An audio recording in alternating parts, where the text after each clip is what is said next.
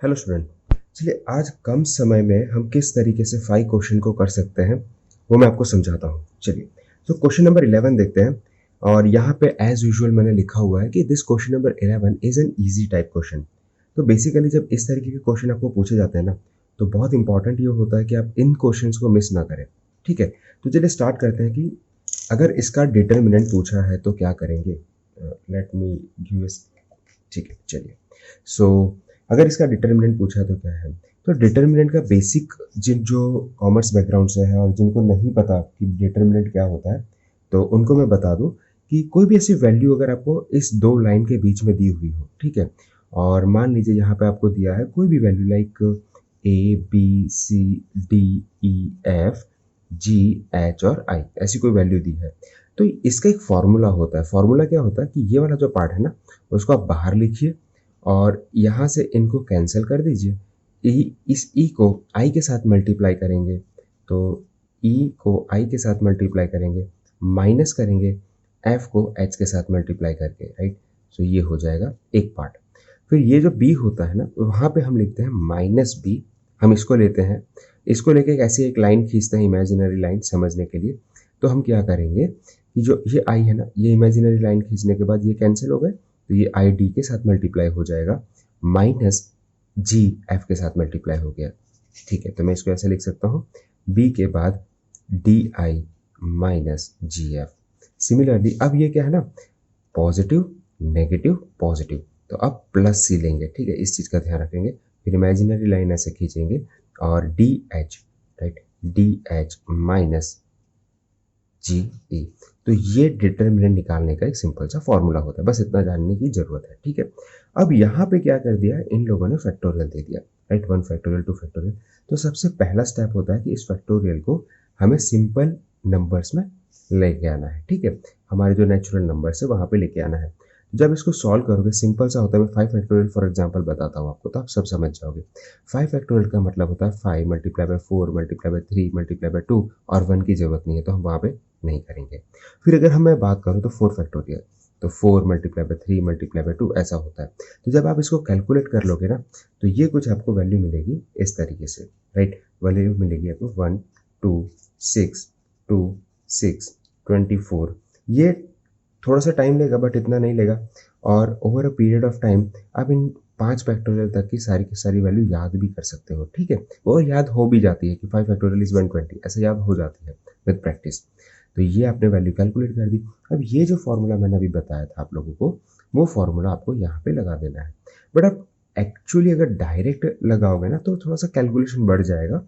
तो उससे पहले हम क्या करते हैं, जनरली यहाँ पे भी किया हुआ है कि हमने इसको सिंप्लीफाई कर दिया। हमने ये कोशिश करी कि ये जो बी है और ये सी है अगर मैं उसको ज़ीरो बना दूँ, आइदर डी या ई को ज़ीरो बना दूँ, तो उससे क्या होगा। देखिए डी और जी से भी हो सकता है, वो मैंने एक ही साइड का बताया अभी आपको। तो चलिए अगर मैं यहाँ पे इस तरीके से फॉर्मूला लिख रहा हूँ तो अगर मैं बी को और सी को ज़ीरो बना दूँ तो ये पूरी की पूरी टर्म गायब हो जाएगी ना, है ना। ये चला जाएगा और ये चला जाएगा तो पूरी की पूरी टर्म गायब हो गई। तो मेरा फोकस ये रहता है कि जब इस तरीके का हमने डिटर्मिनेंट मैट्रिक्स फॉर्म में लिख दिया, ठीक है, इसका अगर डिटर्मिनेंट मुझे निकालना है तो मेरा ये कंसर्न रहेगा कि आइदर इसको या इसको ज़ीरो बना दो या फिर इसको या इसको ज़ीरो बना दो, जो भी पॉसिबिलिटी है। ठीक है, तो ज़ीरो कैसे बनाएंगे, ज़ीरो बनाने के लिए कुछ कंडीशंस होती है कि आप मान लीजिए इसमें 2 से मल्टीप्लाई करें, इस रो में 2 से मल्टीप्लाई कर दें तो क्या हो जाएगा, 2 हो जाएगा, ये 4 हो जाएगा, ये 12 हो जाएगा। सो उस 2 से मल्टीप्लाई करने के बाद इस रो में से उसको सब्ट्रैक्ट कर देंगे। ठीक है, सो यहाँ पे अगर आप 2 से मल्टीप्लाई करेंगे तो ये 2 हो जाएगा और 2 माइनस 2 0 हो गया, तो ये मुझे 0 मिल गया। सिमिलरली आप इस साइड और इस साइड भी कर सकते हैं। ठीक है, अब यहाँ पे 6 से मल्टीप्लाई कर दें, अगर हम इसको 6 से मल्टीप्लाई करें, इसको 6 से मल्टीप्लाई करें, इसको 6 से मल्टीप्लाई करें और फिर उसको यहाँ से सब्ट्रैक्ट कर दें तो हमें ये वाली वैल्यू 0 मिल जाएगी। ठीक है, तो इस तरीके से हम इस फॉर्म में लेके आ जाएंगे। आइदर आप इन दोनों को 0 बना दो या फिर आप इन दोनों को 0 बना दो। इस फॉर्म में लाने के बाद क्या करेंगे, मान लीजिए मैंने इस फॉर्म में ला दिया, उसके बाद आप क्या करेंगे 1 0, लेट मी शो हियर, ठीक है, 0 0। ठीक है, अब मेरा कंसर्न क्या रहेगा, ये 0 0 हो गया यानी ये टर्म चले गए। मेरा कंसर्न क्या रहेगा, ये वाला पार्ट, सिर्फ और सिर्फ ये वाला पार्ट। तो जब मैं यहाँ पे वैल्यूज पुट कर दूंगा, ठीक है, तो 6 12 एंड 48, 6, 12 एंड 48, तो ये 1 हो गया, तो यहाँ पे 1 हो गया, ये कैंसिल हो जाएगा, ये 48 2 ज़ा 96, ठीक है, माइनस 12 6 ज़ा 72, तो जब आप इसको सॉल्व करोगे तो आपका आंसर आ जाएगा 24, ठीक है। बहुत सिंपल सा क्वेश्चन होता है, काफ़ी बार प्रैक्टिस कम अगर होगी ना तो आपको लेंदी लग सकता है, बट ईजी है ये क्वेश्चन, ठीक है। नाउ आते हैं मीडियम टाइप के question, that is question number 12, I hope it is visible, ठीक है। चलिए नाउ यहाँ पे अगर आप देख सकते हो कि वैल्यू ऑफ एक्स, ठीक है, आपको एक्स की वैल्यू यहाँ पे निकालनी है, तो कैसे निकालेंगे, तो ये एक आपको डिटर्मिनेंट इसका दिया है, इसका डिटर्मिनेंट दिया है, तो यहाँ पे एक सिंपल सा कॉन्सेप्ट है, जो ये फॉर्मूला अभी हमने ये देखा ना, वो फॉर्मूला इन लोगों ने यहाँ पे अप्लाई कर दिया है, ठीक है, ये फॉर्मूला यहाँ पे इन लोगों ने अप्लाई कर दिया है। अब ये फॉर्मूला अप्लाई करने के बाद एक इक्वेशन बन गई, इक्वेशन को सॉल्व करना आता ही है, एक अगर आप प्राइम फैक्टराइजेशन मेथड से कर सकते हो, राइट, और दूसरा तो आपको पता ही है b² - 4ac वाला जो अपना होता है, d = टू, और इस तरीके से -b करके 2a वाला मेथड होता है, वो यहाँ पे अप्लाई कर देना है, ठीक है, तो वो करेंगे तो आपको वैल्यू मिल जाएगी। तो ये थोड़ा सा मैंने इस पार्ट की वजह से लिखा है कि ये वाला पार्ट अगर आपको थोड़ा सा नहीं आता ना तो ये मीडियम कैटेगरी का क्वेश्चन है, अदरवाइज ये मीडियम टू इजी का क्वेश्चन है, तो ये भी आप छोड़ नहीं सकते, ठीक है। चलिए अब आते हैं क्वेश्चन नंबर 13 पे। क्वेश्चन नंबर 13 क्या कहता है, ये है ना x + a + b + c = 0, ये आपको दे दिया है, right, so it is given that this summation of this values is 0, so what is the value of this determinant, ऐसा बोल दिया, तो हमें अगेन क्या करना है, हमारे बेसिक जो फॉर्मूला है, बेसिक फॉर्मूला पे ही काम करोगे तो आंसर इजीली आ जाएगा, ठीक है।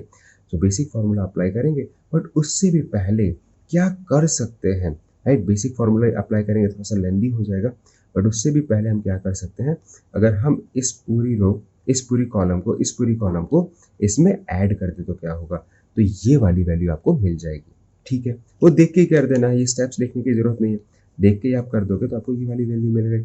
अब ये हमें क्या दिया हुआ है, ये हमें दिया हुआ है 0 दिया हुआ है, तो पूरी की पूरी जब x + a + b + c 0 दिया हुआ है, जब पूरी की पूरी ये वैल्यू 0 0 0 हो जाएगी, ठीक है, तो इसका आंसर, जब पूरी की पूरी रो या पूरी की पूरी कॉलम अगर 0 होती है तो वो पूरा का पूरा इसका डिटर्मिनेंट 0 हो जाता है, ठीक है, तो इसका आंसर हो जाएगा 0, ठीक है। बहुत सिंपल सा क्वेश्चन था, इजी कैटेगरी का क्वेश्चन था। चलिए अब आते हैं क्वेश्चन नंबर 14 पे। क्वेश्चन नंबर 14 में ये वाला मेथड थोड़ा सा लेंदी है, तो मैंने इसका एक कॉमन सिंपल मेथड निकाला है कि आप क्या कर सकते हो।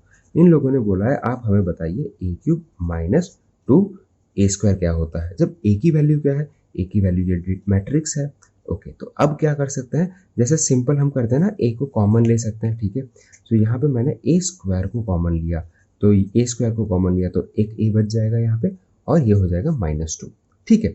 नाउ a की वैल्यू क्या है, तो मैंने यहाँ पे a as a matrix form में लिखा, तो 1 -1 -1 और 1, और -2 का मतलब क्या होता है, -2 इज अ आइडेंटिटी मैट्रिक्स का मल्टीप्लिकेशन, यानी ये इस तरीके से लिखा जाता है, ठीक है, क्योंकि ये -2 इस तरीके से लिखा जाएगा, ठीक है, बाय डिफॉल्ट ये कंडीशन होती ही है। अब क्या होगा, when you subtract this value, ये वैल्यू एक्चुअली, ठीक है, मैं इसको यहाँ पर लिख देता हूँ ताकि आपको समझ में आ जाए, ठीक है, ध्यान से देखना student, let me change the colour at least, तो यहाँ से 1 -1 -1 और 1, ठीक है, -2 0 0 2, ठीक है, तो अब ये जो 2 है ना वो इसको सब्ट्रैक्ट करेगा, ये 0 इसको सब्ट्रैक्ट करेगा, ये इसको सब्ट्रैक्ट, ये इसको सब्ट्रैक्ट, तो सिंपल सा है, 1 - 2 करोगे तो -1 मिलेगा, -1 - 0 करोगे तो -1 ही रहेगा, ये -1 ही रहेगा, 1 - 2 सो -1, तो आप देख रहे हो सारी की सारी वैल्यू सेम है, ठीक है। जब सारी की सारी यहाँ पे वैल्यू सेम है तो क्या होगा कि जब इसका डिटर्मिनेंट आप निकालोगे, देखो ये 1 1 1 आ गया, इन लोगों ने थोड़ा सा लेंदी कर दिया, इन्होंने ये भी निकाला, ये भी निकाला, इतनी सारी जरूरत है ही नहीं, ठीक है। अब यहाँ पे क्या हो गया, ये एक ऐसा मैट्रिक्स आ गया जिसकी सारी की सारी वैल्यू सेम आ गई, ठीक है। तो अब जब आप इसको सिंप्लीफाई करोगे, यहीं पे डायरेक्टली आप बता सकते हो कि जब सारी की सारी वैल्यू सेम है, ठीक है, और ये तो आपको पता ही है, तो उस केस में इसकी वैल्यू हो जाएगी 0, दैट इज नल मैट्रिक्स, ठीक है। क्यों 0 हो गया, आप बोलोगे कि सारी की सारी वैल्यू सेम है तो क्या हो गया, ठीक है, तो आपको मैं बता दूं यहाँ पे क्या होगा कि देखो दिस माइनस दिस अगर मैंने कर दिया फॉर एग्जांपल, तो वो क्या हो जाएगा 0 0 और 1 1, तो अगर पूरी की पूरी रो 0 हो जाएगी तो भी आप बोल सकते हो कि ये 0 हो जाएगा। ठीक है, चलिए अब ऐसे भी नहीं समझना है तो देयर आर वेरियस मेथड। ठीक है, कैसे मैं आपको बताता हूँ कि यहाँ पे जब ये आपने कैलकुलेट कर लिया ना, अब इसका मल्टीप्लिकेशन इसके साथ होने वाला है। ठीक है, तो आप बोलोगे कि इसकी वैल्यू तो हमें दी हुई है, इसकी वैल्यू आपको 1 -1 और 1। जब इसका मल्टीप्लिकेशन 2 बार आप इसके साथ करोगे डेफिनेटली 0 आएगा। ठीक है, चलिए सो अब आते हैं क्वेश्चन नंबर, अच्छा ये क्वेश्चन नंबर 14 था। Okay, now let us see the question number 15। ये हार्ड कैटेगरी का क्वेश्चन है। ठीक है, तो यहाँ पे पता है क्या है ना, बेसिकली देखिए ये जो क्वेश्चन है वो हार्ड है। यहाँ पे 3 कॉन्सेप्ट लगे हैं। ठीक है, तो अगर एग्जाम में अगर आप छोड़ भी देते हो इस क्वेश्चन को तो कोई बहुत बड़ी बात नहीं होगी, है ना। तो कौन सा कॉन्सेप्ट लगे पहले मैं बता देता हूँ कि एक कॉन्सेप्ट ऐसा है कि आपको ये पता होना चाहिए कि कोई भी ये प्राइम फैक्टराइजेशन वाला जो मैं बता रहा था, फैक्टराइजेशन, ठीक है, जिसमें मैं आपको ये कह रहा था कि आपको ये पता होना चाहिए एक्स स्क्वायर, ठीक है, प्लस और माइनस जो भी आप ले लो, अल्फा अल्फा प्लस बीटा, ठीक है, या फिर ए प्लस बी ले लेते हैं, ए प्लस बी एंड यहाँ पे हो जाएगा अल्फा बीटा। ठीक है, तो ये आपको एक कंडीशन पता होनी चाहिए थी कि that is m+1 are the roots of it. So roots का समेशन इधर होता है एंड रूट्स का प्रोडक्ट इधर होता है, ये आपको पता होना चाहिए था। ये कॉन्सेप्ट 1। सेकेंड कॉन्सेप्ट आपको क्या पता होना चाहिए कि अगर आपको n-m निकालना है तो आपको ये पता होना चाहिए था कि आप कैसे निकाल सकते हो। तो m+n का होल स्क्वायर माइनस 4m और n, ये पता होना चाहिए। सर बोलोगे कि ये कैसे पता चलेगा, तो इसमें बहुत रॉकेट साइंस बहुत बड़ा नहीं है, मैं आपको बताता हूँ। n-m का होल स्क्वायर माइनस m+n का whole square is equals to 4 और माइनस mn। ठीक है, सो ये आपको एक्चुअली पता होगा और इसको अगर आप सिंप्लीफाई करोगे तो आपको मिल जाएगा वैल्यू। ठीक है, बट ये आपको पता होना चाहिए था डायरेक्टली। ठीक है, तो इजी हो जाता है, मतलब ये क्वेश्चन सॉल्व हो जाता। थर्ड कॉन्सेप्ट आपको ये पता होना चाहिए था यहाँ पे कि एपी में क्या होता है। तो एपी का जो कॉन्सेप्ट है, एपी वाला concept that is an term का जो कॉन्सेप्ट होता है n-1 d प्लस a0। ठीक है, a0 जनरली आगे लिखते हैं बट मैंने पीछे लिखा है। तो ये 3 कॉन्सेप्ट अगर आपको पता है तो ही ये क्वेश्चन आप सॉल्व कर सकते थे, क्योंकि बेसिकली ये इक्वेशन दिया है, इक्वेशन में ऐसा बोल दिया कि m और n इसके रूट्स हैं और बीच में कुछ P Q R S values डाल दी, उस m और n के बीच में ऐसे ऐसे पुट अप कर दिया है। तो आप हमें ये बताइए कि जो टर्म होगी पी क्यू आर एस उसका समेशन क्या होगा, जो वैल्यू ऐसे पुट अप कर दी बीच में उसका समेशन क्या होगा। ठीक है, तो सबसे पहले ये कॉन्सेप्ट यूज किया। ठीक है, ये कॉन्सेप्ट यूज करके हमने m+n और m मल्टीप्लीकेशन n निकाल दिया। तो हमारा एम था कि मुझे m और n की वैल्यू चाहिए। ठीक है, तो इसलिए मैंने ये कॉन्सेप्ट यूज किया। इस कॉन्सेप्ट से भी काम नहीं बना तो मैंने ये कॉन्सेप्ट यूज किया, तो m-m वाला मुझे मिल गया। तो m-m मिल जाएगा, m+n मिल जाएगा, इन दोनों को सॉल्व करके मुझे m और n की वैल्यू मिल गई। जैसे मुझे m और n की वैल्यू मिल गई तो उसके बाद मेरा क्या है, सिंपल सा मुझे AP जो है, ठीक है, AP का फॉर्मूला लगा के बीच की वो 1 2 3 4 वैल्यू निकाल देनी है, उसका एडिशन कर देना है। जैसे ही वो कर दोगे ये क्वेश्चन सॉल्व हो जाएगा। बट यहाँ पे थोड़ा सा लेंथी क्वेश्चन है, टफ क्वेश्चन है, तो इसको आप बात के लिए छोड़ सकते थे। तो चलिए स्टूडेंट, आज के लिए इतना ही रखते हैं। आई होप आपको ये 5 क्वेश्चन समझ में आ गए होंगे। अगर कोई भी फीडबैक है, आपको लगता है ऐसा कि कुछ और आपकी मदद हो सकती है बहुत अच्छी तरीके से, तो आप कमेंट सेक्शन में बता सकते हैं। तो इसी के साथ थैंक यू सो मच। जय हिंद, वंदे मातरम।